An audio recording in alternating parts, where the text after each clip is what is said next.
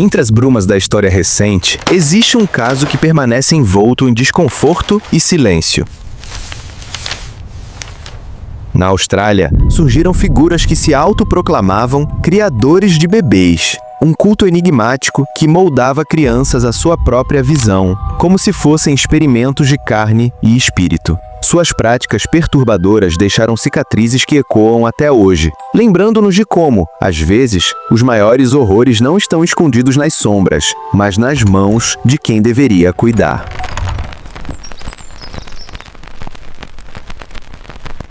Havia, há muito tempo, uma prática envolta em sombras que poucos ousam recordar. Uma prática que atacava os mais frágeis e indefesos. Tão perturbadora que parece inconcebível até mesmo permitir que a mente a contemple. E, no entanto, persistiu silenciosamente até os primeiros anos do século XX. Chamava-se criação de bebês. Não é necessário entrar em todos os detalhes de imediato para compreender a escuridão desse ato. Basta dizer que era tão terrível quanto o próprio nome sugere, atraindo para si algumas das almas mais cruéis que já caminharam sobre a Terra. A partir daqui, cada passo exige cautela. Aos que escutam, recomenda-se discrição.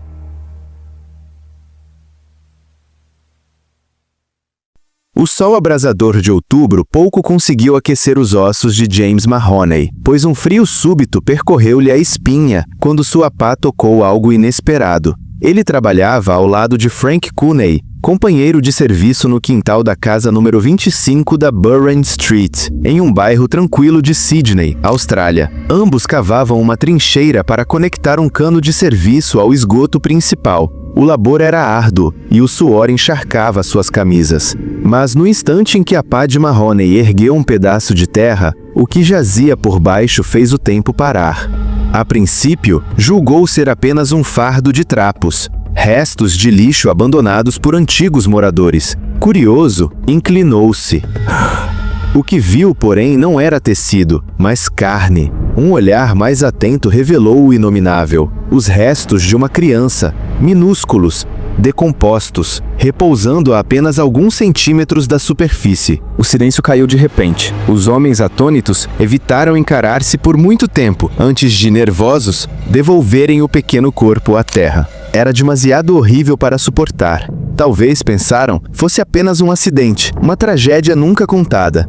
Na manhã seguinte, retornaram. Talvez à luz clara do dia, o horror da véspera se dissipasse como um sonho ruim. Mas o destino tinha outros planos. Ao cavar em outro ponto, a pouco mais de 30 metros dali, a lâmina da pá revelou um segundo corpo. Dessa vez, uma menina.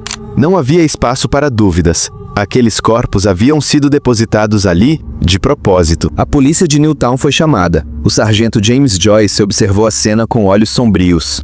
O exame forense revelou: o corpo da menina repousava havia 6 semanas. O do menino, mais de 3 meses. Os atuais moradores da casa só viviam ali havia 3 semanas. Logo, a atenção se voltou para quem habitara antes. John e Sarah Makin. Um casal que, à primeira vista, nada tinha de extraordinário. Apenas mais 2 almas tentando sobreviver na áspera Sydney do século XIX. Mas por trás da fachada, escondia-se algo mais sinistro. John nascerá em 1845, em Dapto, Nova Gales do Sul, o quarto entre 11 irmãos, num lar marcado pela luta incessante contra a penúria. Sarah, também de 1845, filha de um ex-presidiário que se tornara moleiro, cresceu envolta em instabilidade e carências. Seu primeiro casamento desmoronou em divórcio, algo raro para a época. Em 1871, uniu-se a John, um alívio aparente, mas frágil.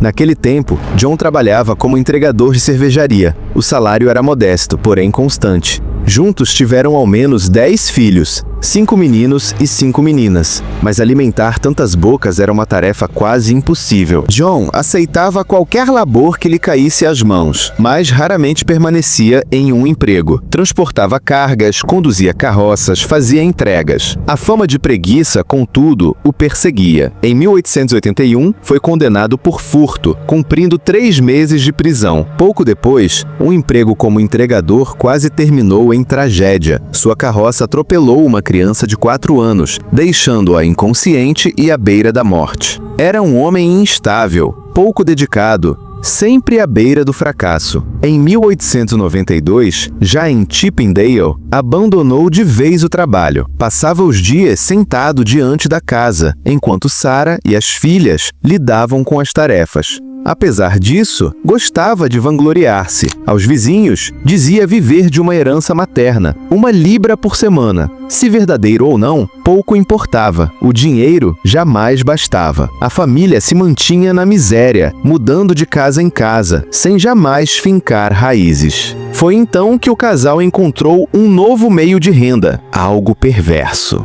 No fim do século XIX, a criação de bebês florescia nas sombras de Sydney. Anúncios em jornais ofereciam adoções discretas, sem perguntas. Mulheres desesperadas, sufocadas pelo estigma da maternidade fora do casamento, buscavam alívio. Pagavam de 3 a 5 libras para entregar seus filhos, na esperança de que fossem criados em lares estáveis. Mas a promessa era uma miragem. A cidade, como grande parte do Ocidente, lutava contra a epidemia silenciosa da sífilis. Muitos bebês já nasciam condenados. Considerados doentios, eram rejeitados, cedidos por ninharias, seus destinos selados ao deixarem os braços maternos.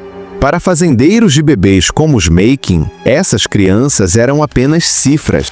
Quanto menos gasto, maior o lucro. Alguns cuidadores tentavam, ainda que fracassassem. Outros simplesmente não se importavam. A morte rondava em silêncio, ceifando os pequenos.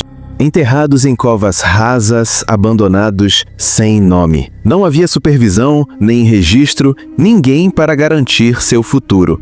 Sarah, parteira de profissão, tinha a habilidade e a fachada perfeitas. John, o homem de aparência estável, fazia o papel do provedor. Juntos, ofereciam confiança às mães aflitas. Prometiam cuidado, prometiam amor. Mas sob seu teto, os bebês desapareciam. Fome, negligência, doença, ou talvez algo mais sombrio, selava seus destinos. Quando o silêncio se tornava insuportável, os Makins simplesmente partiam, deixando para trás corpos pequenos ocultos sob a terra, e alugavam outro lar, onde o ciclo recomeçava. Em outubro de 1892, quando os primeiros corpos vieram à tona, a família Makin já havia partido mais uma vez. Agora ocupavam o número 6 da Wells Street, em Redfern. A mudança constante fazia parte de seu método, um movimento silencioso, repetido vezes suficientes para não despertar suspeitas. Era assim que sobreviviam,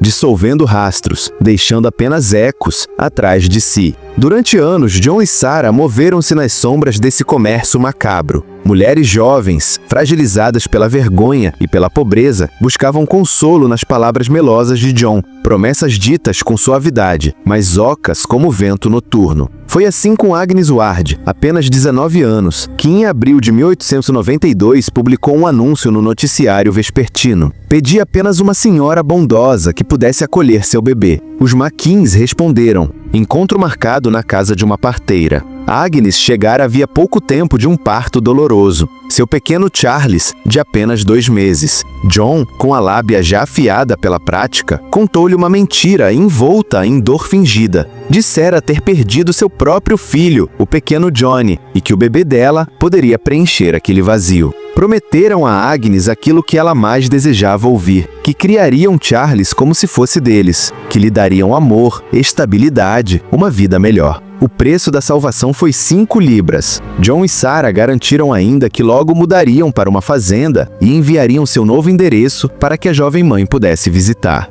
Agnes, enredada pela promessa, entregou o filho e viu Sarah envolvê-lo em panos e desaparecer com ele. A visita prometida nunca chegou. Meses mais tarde, um corpo marcado com a letra C foi desenterrado na 109 George Street, em Redfern. Era Charles Ward. Mas Agnes não seria a única a se deixar levar pela encenação. Em maio de 1892, Clara Risby publicou um anúncio semelhante, oferecendo 5 libras a quem adotasse sua filha. A resposta veio depressa, assinada como McLachlan, convidando-a a uma casa na East Street, em Redfern. No dia 16, Clara foi acompanhada de sua meia-irmã. Sarah as recebeu com afeto calculado, assegurando que criaria a pequena como se fosse sangue de seu sangue. John, por sua vez, contou-lhes mais uma fábula. herdara uma quantia em dinheiro e com ela pretendia abrir uma fazenda em Rockdale. Disse ainda que manteria contato e enviaria notícias sobre a criança.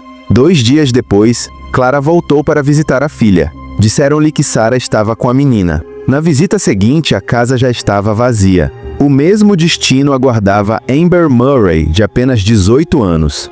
No mês seguinte, junho de 1892, com um recém-nascido nos braços, Horace publicou seu próprio anúncio, suplicando por alguém maternal que pudesse criá-lo. A carta de resposta chegou, assinada E. Hill. Eram John e Sarah novamente.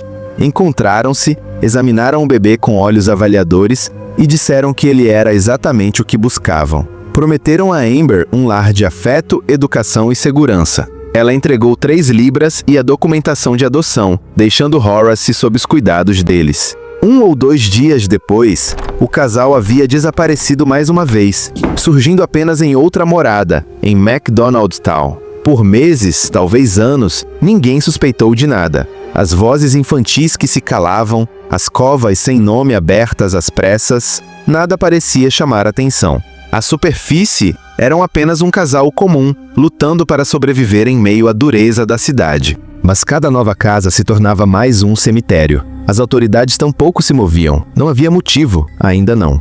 A virada só começou naquela tarde banal de outubro, quando Mahoney e Frank golpearam o solo da Burren Street e encontraram os 2 primeiros corpos. Mesmo assim, ninguém vislumbrava ainda a vastidão do horror. Um terceiro corpo foi encontrado dias depois, na Zamia Street, em Redfair. Ainda assim, a polícia não pensava em assassinos em série. Somente quando o sargento Joyce voltou-se para Wells Street, a última casa ocupada pelos Makins, é que sinais mais sombrios surgiram. A terra do quintal parecia revolvida recentemente, mas os buracos estavam vazios, como se alguém houvesse desenterrado o que antes ali repousava. Isso despertou uma suspeita. O corpo da Zamia Street talvez tivesse sido movido, não enterrado ali de início, mas transferido, talvez numa tentativa de encobrir rastros. O que significava que quem o movera ainda estava em liberdade. Enquanto isso, os 2 primeiros corpos exumados foram examinados com mais cuidado. Um menino, entre 5 e 8 meses de idade, e uma menina. Não se sabia quem eram, mas havia certeza. Foram enterrados ali, no quintal, quando John e Sarah ainda viviam na casa. O caso agora recaía sobre o legista da cidade, que convocou o júri para o fim de outubro de 1892. Os trabalhadores que fizeram a descoberta foram ouvidos. Médicos legistas apresentaram suas conclusões. Vizinhos também foram chamados a depor. Quando John e Sarah ocuparam o banco das testemunhas, mostraram-se calmos, preparados. Sarah afirmou que, após mudar-se para MacDonaldstown, recebera apenas uma criança, uma menina recém-nascida, para ser alimentada, e que a mãe logo voltara para levá-la, dizendo estar de partida para Melbourne. John confirmou cada palavra com um aceno grave. Na declaração final, o legista lembrou ao júri que não havia como determinar a causa da morte. O segredo ainda permanecia sob a terra. Poucos minutos bastaram para o veredicto. Aberto. Sem provas suficientes, sem culpa estabelecida. Por ora, John e Sarah escaparam, mas a sombra já se alongava. O sargento Joyce liderou uma investigação mais profunda, revisitando cada morada que o casal ocupara. No dia 2 de novembro de 1892, voltaram a Burren Street, o local onde tudo havia começado. Cavaram novamente, e o solo devolveu 5 pequenos corpos adicionais. Não havia mais dúvidas. O horror vinha se repetindo por anos. Sidney estremeceu. As ruas sussurravam entre descrença e indignação, enquanto os jornais, famintos, espalhavam a história. A cidade agora sabia que, por trás das paredes comuns das casas alugadas, erguia-se um cemitério de inocentes.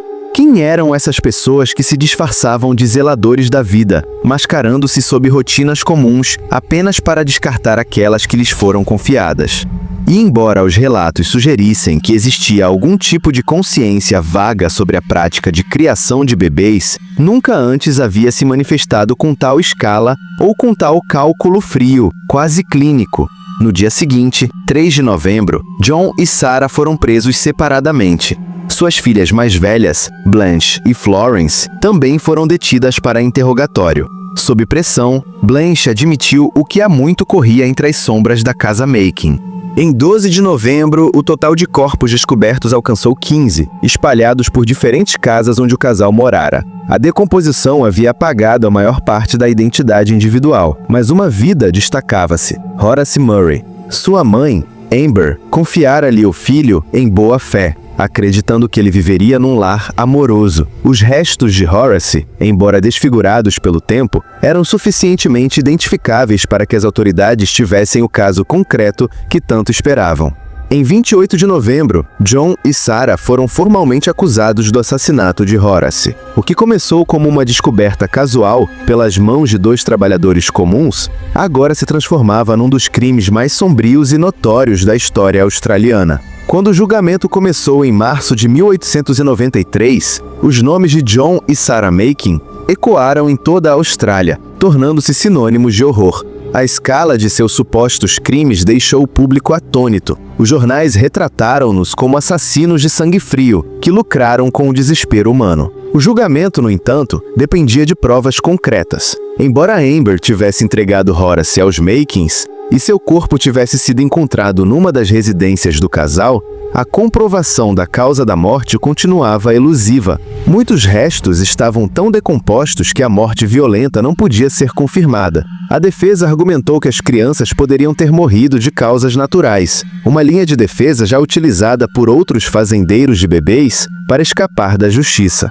No dia 6 de março, o julgamento começou. John sentou-se com braços cruzados, frio e distante, seu rosto uma máscara indecifrável. Sarah manteve o rosto enterrado no lenço, uma imagem de fragilidade que ninguém sabia se era desempenho ou remorso genuíno. O advogado da defesa insistiu que não havia evidência de assassinato deliberado. A promotoria, por outro lado, trouxe testemunhas que transformaram a narrativa em algo quase palpável. Amber depois, descrevendo com detalhes como confiara seu filho aos Makins, suas roupas encontradas no corpo marcado com D serviram como elo tangível entre a vítima e os acusados. O policial Joyce, que liderou as investigações, descreveu manchas de sangue nas roupas do falecido, principalmente sob as axilas, sugerindo um método silencioso, rápido e frio. Talvez uma agulha ou alfinete longo, suficiente para alcançar o coração, sem deixar ferimentos visíveis. O júri ouvia em silêncio, absorvendo a frieza calculada de cada ato. Com cada testemunha, a promotoria revelava um padrão antigo de engano, múltiplas residências, inúmeras vítimas, uma teia de horror que se estendia por anos. Após 3 dias, a promotoria descansou. A defesa não trouxe testemunhas. John e Sarah permaneceram em silêncio. A única tática restante era argumentar que a condenação seria movida pela emoção, não pelo fato. Na manhã de 8 de março, o júri retornou. O veredito: culpados. John e Sarah foram condenados pelo assassinato de Horace. Surpreendentemente, o júri recomendou clemência para Sarah, possivelmente influenciado por sua aparência frágil e seu choro constante durante o julgamento. O juiz não perdeu tempo. Descreveu como atacaram mães desesperadas, subtraindo dinheiro sob falsas promessas, selando o destino das crianças que receberam. Lembrou o tribunal da insensibilidade com que enterraram os pequenos, jogando-os em covas rasas, sem remorso. Embora o método exato da morte permanecesse incerto, a quantidade de corpos falava por si. A sentença: pena capital para ambos, com recomendação de clemência para Sarah. Quando as palavras deixaram seus lábios, Sarah desmaiou, chorando histericamente. Oh, meus bebês!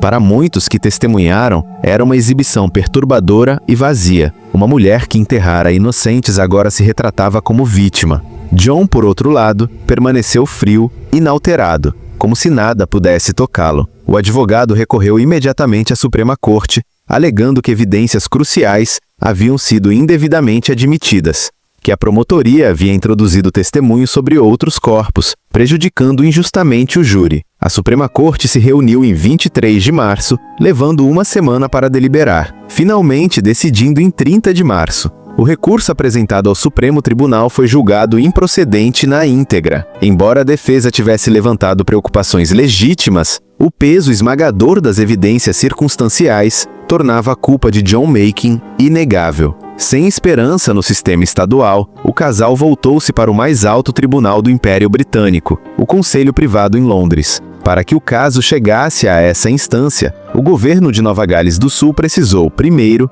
conceder permissão para o recurso. O castigo de John permaneceu suspenso por 3 meses, aguardando a deliberação do Conselho Privado. Em 21 de julho, o recurso foi novamente indeferido e sua condenação mantida. Desesperado, John tentou uma última cartada. Escreveu diretamente ao primeiro-ministro de Nova Gales do Sul, alegando fraqueza das provas e implorando que sua pena fosse reduzida à prisão perpétua, na esperança de igual clemência concedida à esposa. O governo, porém, permaneceu inabalável. Em 11 de agosto, o Conselho Executivo ratificou a sentença. A execução prosseguiria. No dia 15 de agosto, pouco depois das 9 horas da manhã, John Makin subiu a forca, ladeado por guardas. Seu rosto permaneceu impassível, sua postura rígida, seu olhar indiferente. Ao contrário de Sarah, que havia sido poupada, John carregava a fria indiferença que o definira durante todo o julgamento. Quando o alçapão se abriu, sua vida terminou com a mesma frieza calculada que marcara seus atos anteriores. Poucos tiveram permissão para testemunhar, mas os relatos confirmam. John enfrentou seu destino sem medo, sem remorso, como se o fim fosse apenas mais um capítulo inevitável. Deixou para trás 2 declarações escritas, uma negando qualquer culpa, a outra endereçada aos filhos, com palavras afetuosas e quase paternais. Uma ironia cruel para um homem que nunca demonstrara afeição às crianças sob seus cuidados.